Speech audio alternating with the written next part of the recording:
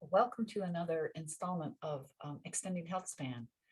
This one is about what to eat. We've talked about when to eat and all the other factors, but we've never really talked about what to eat.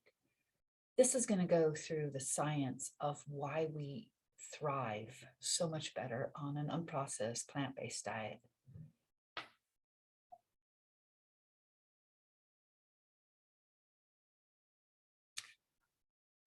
The topics are in regards to the food are going to include how food affects the microbiome of the gut, phytonutrients, we're going to learn about them, and about angiogenesis, the creation of new blood vessels.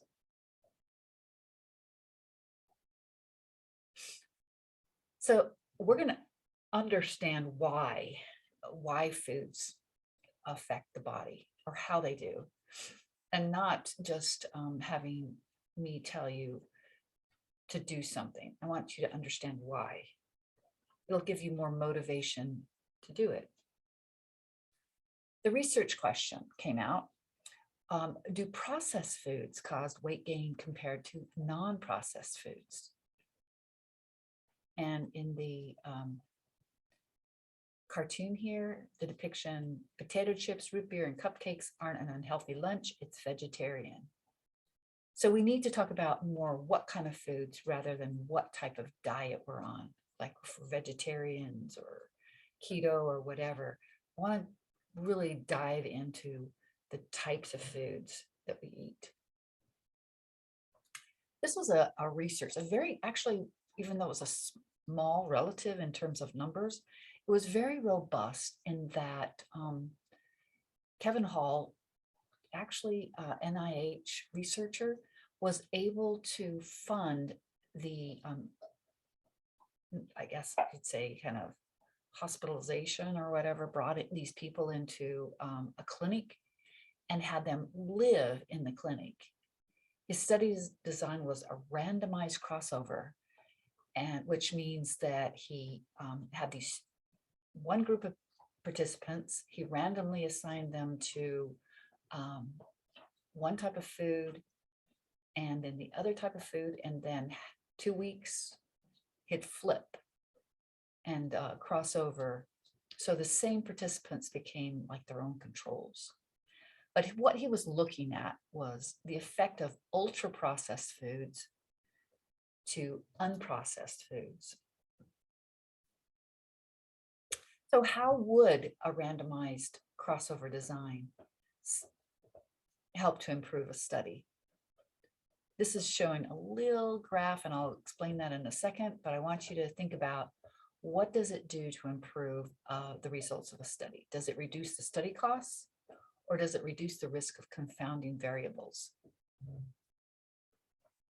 The answer is it reduces the confounding variables because you're using the same intervention on both groups of people. Okay, so all interventions are measured on the same participants. In this example, randomization, he randomly assigned which half of the group was going to get intervention A, and then which half would have intervention B first. And then they'd switch after that 2-week period, and the intervention B would flip in flip groups. So the intervention was 2 weeks of eating unprocessed foods and another 2 weeks of eating, first 1 week, 2 weeks with the processed foods, 2 weeks with the unprocessed foods. And depending on which group you're in, would decide whether or not you were going to eat processed foods first or unprocessed foods first.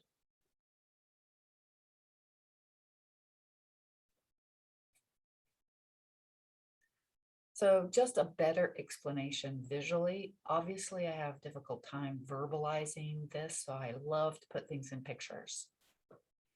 The Participants were in an inpatient setting. So you can only do this if you're very wealthy or you've got funding from a big program like NIH.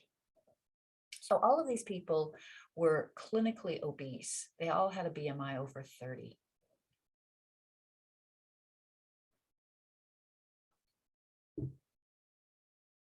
Well, these are the results of the study. It showed that when people were on an ultra processed foods, like the depiction here of the burgers and fries and sodas, their weight continually increased the longer they were on the diet. And when the same group were crossed over and went on the unprocessed diet, their weight or their adipose stores started reducing. So there's a pretty significant disparity between these two types of diets. But we want to know why.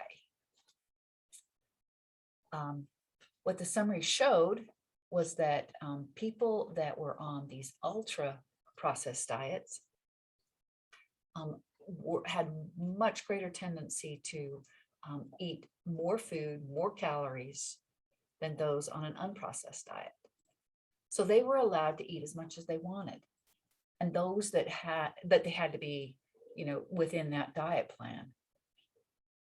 So they could eat as many calories as they wanted. That was not restricted. And then they followed their body weight changes.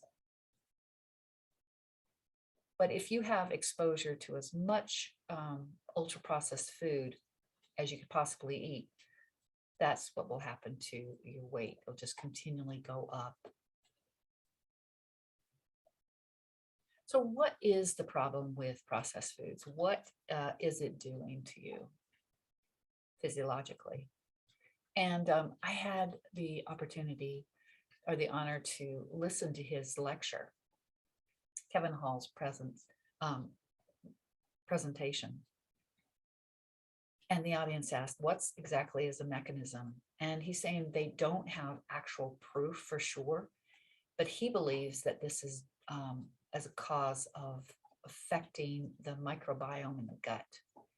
And it may be the emulsifiers that are in foods that affect the microbiome, or it might be the emulsifiers themselves. So let's delve into that just a little bit. Emulsifiers, if you don't know what they are, newsflash, you're eating them probably with every single meal. It's almost impossible to avoid emulsifiers entirely. So they'll add emulsifiers to foods, condiments, salad dressings, ketchup, mayonnaise, to make it creamy and thick so that when you have these combinations of oil and water, they don't separate. And the emulsifiers help prolong the shelf life in addition to making things so much creamier. So you're getting a massive amount of emulsifiers every day, just having ketchup, ice cream, mayonnaise, everything. So they did an emulsifier study. They took 3 groups of mice and they fed them a very high caloric diet. And only within their drinking water did they receive emulsifiers. The first group had plain water. The second group had their water with an emulsifier called CMC, and the other had another emulsifier termed P80. So the diet did not have the emulsifiers. The only emulsifiers fed to the mice were within their drinking water, within these 3 different groups. The study showed that the mice that were on the emulsifiers, both the CMC and the P80, had a great increase in their food intake. So it almost stimulated their appetite. It also affected their fasting glucose, their insulin resistance, and overall they had more weight gain if they were having water that contained the emulsifiers versus plain water.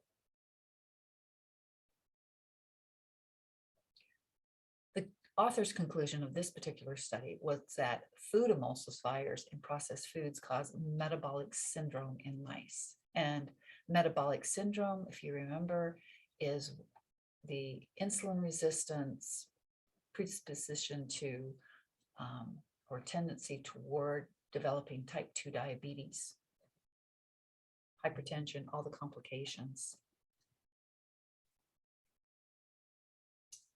Okay, so what are the emulsifiers doing specifically? One thought is that the emulsifiers are actually disrupting that fragile microbiome in your gut. And remember from earlier, we talked about what microbiome, your microbiome is doing in your gut. So there are different types of microbiome. One type is a very good type. The other type is a very efficient energy harvester and also results in inflammation, systemic inflammation.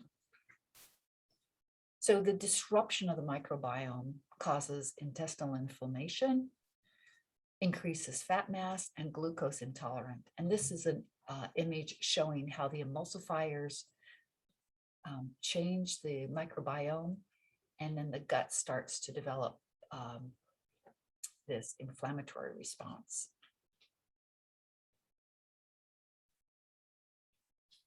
Okay, so the other thing that might have been happening in Hall's study was the effect that the people that were eating the unprocessed foods, they were getting phytonutrients from those plants that they were eating. And phytonutrients are shown to positively affect the microbiome. So the better microbiome are being fed and being predominant in the gut diversity. So let's just go through a little bit about phytonutrients and what they do in a plant. But first, let me ask you this question. From your knowledge of nutrition, what nutrients are absolutely essential for human life? Protein, fats, and carbs, vitamins and minerals, or both? And the answer is both. So you need proteins, fats, carbs, vitamins, and minerals. So you could eat, the burger, fries, and chase it down with a multivitamin, and you would live for sure. So the upper image is showing the division of the carbohydrates, the fats, the proteins, the bottom vitamin minerals, and you can get probably most of those vitamins and minerals from a diet, a fully processed diet. You can probably get most of those vitamins and minerals from that. So in contrast to humans, plants have phytonutrients. They need phytonutrients to fight off any kinds of threats. So they have insects, they're fighting insects, bacteria, fungi, viruses, particularly plants that are raised organically. They have to use their own system to fight off plants, insect-eating plants, viruses. And some of the typical phytonutrients are ones you've heard of like resveratrol, carotenoids. All of those are in plants, and some of them in greater quantities, like resveratrol in grapes, red grapes. There's a total of 25,000 in all. And the chances of your being able to get all of them from a pill are pretty slim. So a burger and fries can keep you alive, but what happens if a person adds plant phytonutrients to their plate? Well, this is a research study, and they looked at people who ate more phytonutrients. And they found that the benefits of the phytonutrients improved gut bacteria, the beneficial, reduce the sudden spikes in the blood glucose after eating a meal, which is great because high levels of glucose in the bloodstream for a prolonged period of time cause inflammation and insulin resistance. So, in other words, they protect you against prediabetes or developing type 2 diabetes. Another image of the same thing, refined carbohydrates are low in phytonutrients.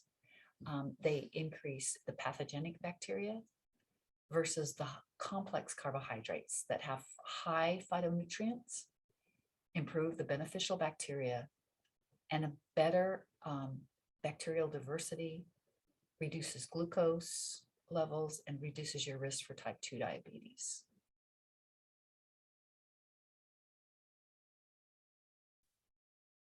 So these are just some very impressive research findings that are very robust and have been repeated over and over again. One example is the lycopene, a phytochemical in tomatoes, specifically tomatoes that have been cooked. Cooked tomatoes make the lycopene available. And they looked at men who ate 2 to 3 servings of cooked tomatoes per week had a significantly, massively significant reduced risk for developing prostate cancer, 50%. Okay, another, the impact of coffee. Coffee has been looked at specifically recently because of, with increased liver disease from obesity, people develop hepatitis, they develop steatohepatitis. It's a fatty infiltration of the liver, and that leads to liver cancer. But they found that coffee can actually reduce the chances of developing liver cancer.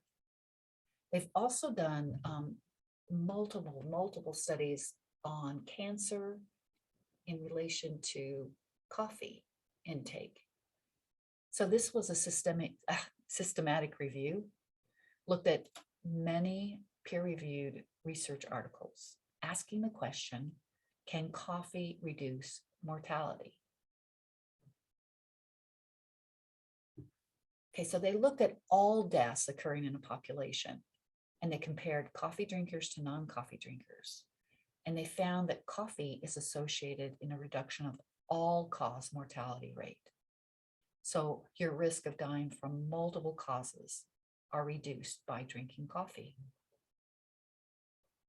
Now, I will say that when you drink your coffee, you cannot use artificial sweeteners because artificial sweeteners negate the effects. Artificial sweeteners destroy the good microbiome.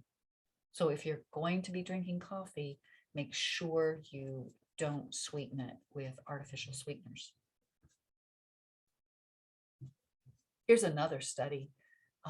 For example, one cause of mortality. This is looking at people that have HIV infection. They found that people with HIV, if they drank greater than or equal to 3 cups of coffee per day, lived longer than those same individuals that were not drinking as much coffee. So let's go on to another possible physiologic mechanism of how these plants work. Let's look on to cancer. So this is a depiction of a tumor that's growing inside. And the tumor, the only way it's going to grow is it's got to have a blood supply. So it's got to receive nutrients, it's got to get oxygen to grow. So how these tumors grow is by having blood supply, and the blood supply is called, or the growth of new blood vessels is called angiogenesis. Angio means blood vessel, and genesis means growth or new. So now they're finding that plants prevent both cancer and obesity by cutting off the blood supply to these rapidly growing cells, specifically metabolically active adipose tissue. And that's the kind of adipose tissue that's visceral fat that's located right around your belly.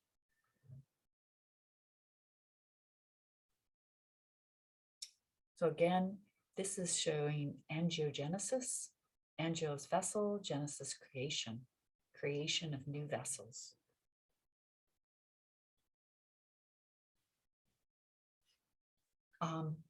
And I will say before we go on that creation of new blood vessels is super important. If you're growing a baby, a placenta, that's great.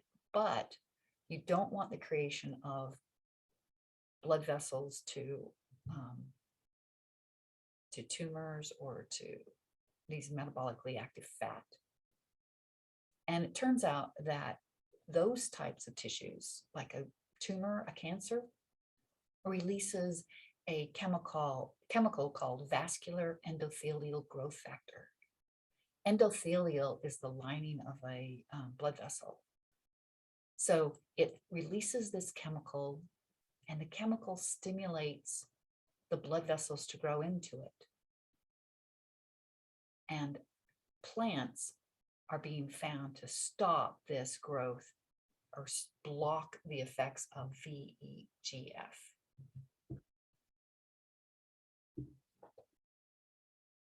Now, the image on the right is showing a tool to look at the effects of these different plants.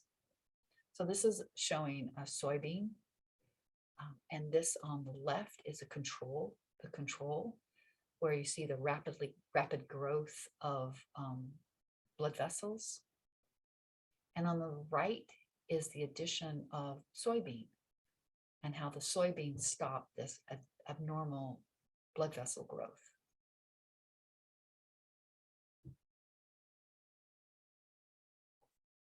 This is a list showing some of the cancer agents that are used to now treat cancer. These are things like pravastatin, things like tamoxifen. These are all the list of medications used to treat cancer, along with some of the common drugs, like, for instance, pravastatin is a lipid-reducing drug. Simvastatin, another one. And then they actually go head-to-head with these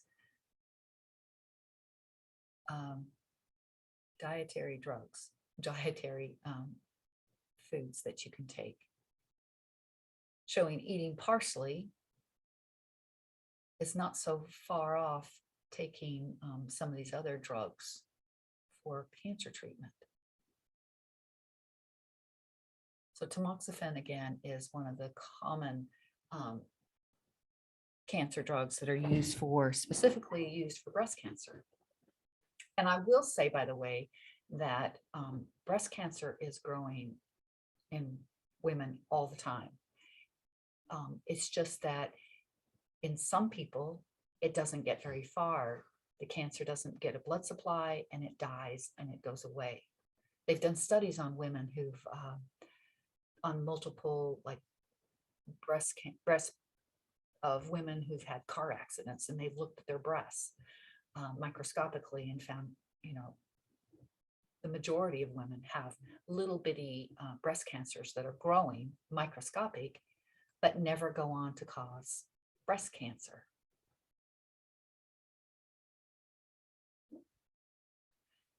This is a website I will refer you to, eattobeat.org. This is showing their study, their ongoing study of all the foods that are possible to reduce angiogenesis. So if I were picking a diet, the perfect diet, instead of picking Mediterranean or paleo, I would pick an anti-angiogenic diet is what I would pick. And notice under sweets, cocoa, chocolate, honey, maple syrup. So if I were having morning coffee, I would add honey to my coffee for the sweetener. Or maple syrup, of course, that would be good. So it's a massive list of fruits and vegetables, but also spices like turmeric, lots of teas. Okay. And I would strongly encourage you to look at this TED Talk, William Li. He's the founder of the website Eat to Beat Cancer. His TED Talk's 20-minute TED Talk, very engaging, very good at explaining angiogenesis. So plants protect us by having the phytonutrients, and they're very high in colorful plants, especially those that are exposed to external stressors. So those would be the organic foods, the ones that don't have the artificial protection put on by man. So the funny looking fruits, the ones you get in the farmer's market that are grown organically, the ones that have been exposed to heat or maybe gotten a little frost, any of those have higher phytonutrients. And then when ingested, that protection is passed on to the human. So summary, we've gone through emulsifiers, how the emulsifiers tend to feed the unwanted bacteria, how we have unwanted angiogenesis that's inhibited by these plant sources. And then we talked about phytochemicals, how the phytochemicals protect against diseases. So just a really quick quiz question. Do you remember what tissues secrete vascular endothelial growth factor? And it almost looks like vegetable if you looked at the acronym VEGF, vascular endothelial growth factor. And that is the answer. Both malignant tumors and metabolically active adipose tissue. So by eating fruits and vegetables, spices, the right spices, reducing your emulsifiers, you can get rid of your unwanted metabolically active adipose tissue, which is what we want. We don't want to get rid of all our adipose tissue. We want to get rid of the bad adipose tissue, the one that causes inflammation and diseases. This is a depiction, a tumor and adipose tissue. Adipose tissue causes that inflammatory response. Tumors increase, of course, can kill off the host. Both of them stimulate angiogenesis. So two more slides, couple comments about phytonutrients and reducing adipose tissue in cancer. I would make a recommendation that to make smoothies. This is what I do personally. It's the easiest way to add the variety of phytonutrients. So a smoothie, I have a variety of fruits and vegetables in my freezer. And I freeze baby spinach, asparagus. Those are things that you don't taste when they're in the presence of these strong fruits and vegetables. And if you want to make it a colorful smoothie, always add a handful of blueberries. It'll make it a beautiful purple. So it's more palatable to me when you have a beautiful looking smoothie. And the other smoothie to have first thing in the morning, take some chia seeds, some walnuts, take some cold brew coffee, sweeten it with some vanilla yogurt, frozen banana, ice, almond or soy milk. And that will give you all the beneficial effects of your morning coffee. And I will also say for the rest of like the effects of improving health and sleep, make sure that you don't drink coffee all day long up until bedtime. Your coffee needs to stop. Depending on who you are, how sensitive you are to the effects of caffeine, make sure you stop it by somewhere between noon and 3 p.m., depending on how sensitive you are to the effects of coffee. And that's it. So please leave comments, subscribe to the channel, enjoy. Thank you.